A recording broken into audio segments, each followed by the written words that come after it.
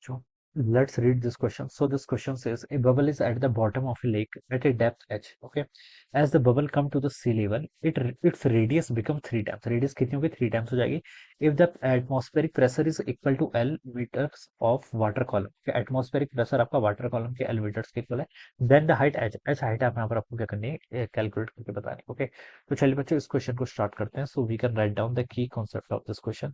देखिए बच्चों, आपको क्या बताना है यहाँ पर? हाइट एच की वैल्यू कैलकुलेट करके बताना है. ठीक है, तो यहाँ पर देखिए आपका ये आपका प्रेशर कैलकुलेट करना है बेसिकली, आपको प्रेशर. ठीक है, और रेडियस भी देखिए चेंज कर रही है, तो यानी कि आपका वॉल्यूम भी आपका क्या कर रहा है? वेरी कर रहा है. ठीक है, तो देखिए सिचुएशन ऐसी, एक bubble is at the bottom of A lake. ठीक है, एक आपकी लेक है. ठीक है, और डेप्थ एच. ठीक है, इसकी डेप्थ तो मान लीजिए एच के इक्वल है. ठीक है, ये आपकी इसकी डेप्थ है. Alright, a bubble is at the bottom of the lake. Bubble देखिए यहाँ पर है, बॉटम है. ठीक है, ये this is lake, this is our bubble. ठीक है, अब देखिए मान लीजिए आपका ये ऊपर आपका एटमॉस्फेयर है. ठीक है, ये देखिए, और जो इसका लेक का देखिए जो अपर पार्ट होगा, जो आपका एटमॉस्फेयर के साथ कांटेक्ट में है, यहाँ पर प्रेशर कितना होगा? एटमॉस्फेरिक प्रेशर पी नॉट के इक्वल.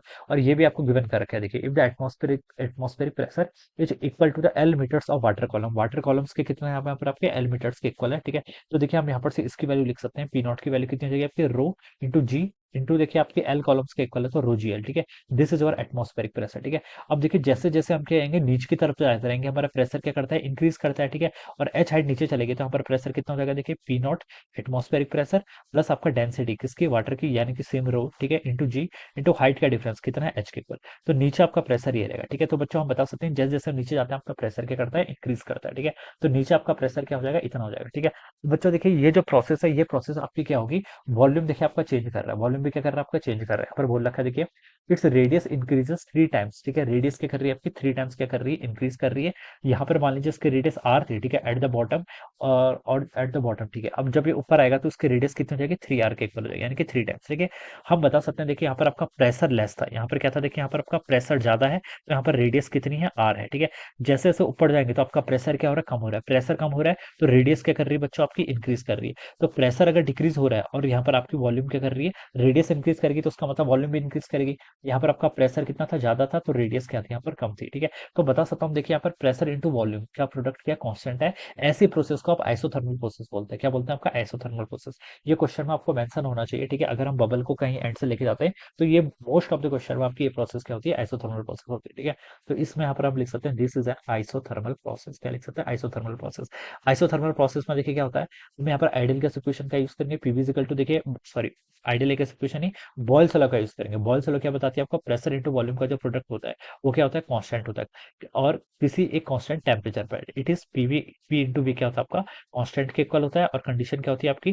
टेम्परेचर क्या होना चाहिए? आपका कांस्टेंट होना चाहिए. तो अब आप यहाँ पर से क्या लगा सकते हैं? बॉयल्स लॉ लगा सकते हैं. ठीक है, अब देखिए नीचे आपका प्रेशर कितना था? पी नॉट प्लस रोजी एच के इक्वल. ठीक है, पी नॉट की वैल्यू आप पुट कर सकते हैं. देखिए रोजी एल के इक्वल है. ठीक है, क्वेश्चन में मेंशन किया हुआ है. ठीक है, यहाँ पर आपका प्रेशर इंटू वॉल्यूम. वॉल्यूम देखिए क्या होगा? स्फीयर है. ठीक है, बबल क्या होगा? स्फेरिकल फॉर्म होगा, तो 4/3 पाई. रेडियस कितनी? आर, तो 4/3 पाई आर क्यूब के इक्वल हो जाएगा. ठीक है, अब जब ये आपका टॉप पर होगा, ठीक है, यहाँ पर देखिए इसका प्रेशर कितना होगा?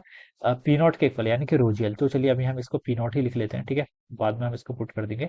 और इंटू देखिए इसकी वॉल्यूम, ऊपर वॉल्यूम कितनी है? 4/3 पाई. रेडियस 3 आर है, तो यहाँ पर से रेडियस का क्यूब हो जाएगा. ऑलराइट, ये आ जाएगा. अब पी नॉट की वैल्यू बच्चों पुट कर लीजिए, क्योंकि आंसर हमें एल की टर्म में बताना है. ठीक है, ऑप्शन देख के पता चला एल की टर्म में बताना है. तो पी नॉट कितना आपका? रोजियल के इक्वल. तो यहाँ पर अगर मैं रोजियल पुट करूंगा तो बच्चों रोजी तो आपका कांस्टेंट है, यहाँ पर क्या बचेगा आपका? एच प्लस एल वाली टर्म यहाँ पर से इतनी आ जाएगी. इंटू क्या हो जाएगा आपका? 4/3 पाई आर क्यूब के इक्वल हो जाएगा. ठीक है, और यहाँ पर से देखिए आपका 4/3 पाई. ठीक है, और 3 आर क्यूब करेंगे तो 3 का क्यूब 27, यहाँ पर आर क्यूब हो जाएगा. इंटू कितना हो जाएगा? P not. पी नॉट को अगेन क्या लिख सकता हूँ यहाँ से? रो जी इंटू एल के इक्वल. ऑलराइट, ये टर्म आ जाएगी. 4/3 पाई आर क्यूब. ठीक है, 4/3 पाई से कैंसिल. आर क्यूब से बच्चों ये वाला आर क्यूब कैंसिल कर लो, और क्या कैंसिल हो रहा है? रोजी से बच्चों ये वाला रोजी कैंसिल कर लो.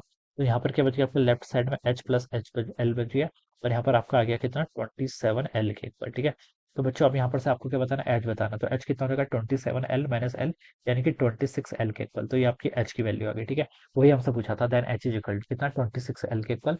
यस, तो आपका ए ऑप्शन क्या हो जाना चाहिए बच्चों से? करेक्ट हो जाना चाहिए. So this would be the answer of this question. Right, so I hope you all understood this concept. All the best and thank you.